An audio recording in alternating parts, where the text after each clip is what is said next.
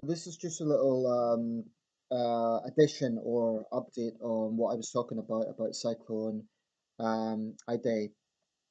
What I forgot to mention in the previous video was there's actually been devastating floods in Indonesia as well, in the province of Papua. 73 people have died there.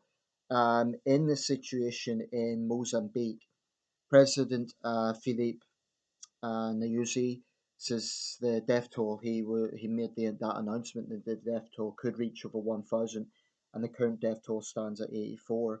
In both countries, Indonesia in particular really does see a long string of natural disasters. Um, the two devastating earthquakes last year. Indonesia is no stranger to natural disasters. Cyclones in southern Africa, although they hit that region, they don't tend to have the same sort of death tolls as we often see in the Philippines and South Asia. So that's devastating. Just looking at the BBC report on the aftermath of Cyclone Idai, just to give you a bit more information about this, and I'll try and put a link as well.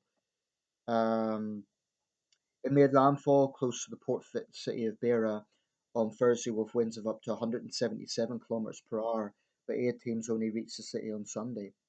The official death toll stands at 84.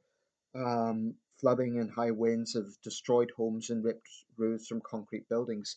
We often focus on the death toll, but we sometimes overlook the fact that natural disasters can have a devastating impact on infrastructure, people's homes, people's livelihoods. 180 people have been confirmed across southern Africa to have perished. The International Federation of the Red Cross and Red Crescent Societies described it as massive and horrifying. People have had to be rescued from trees. The nearest precedent I can think of this for Mozambique.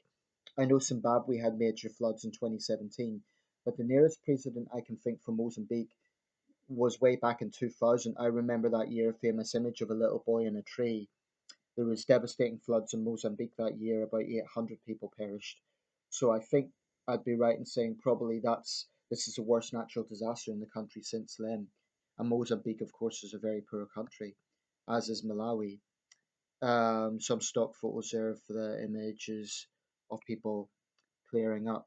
So yeah, I just thought it was important to mention that there has been also devastating floods in Indonesia. And just a quick word about those floods in Indonesia, flash floods.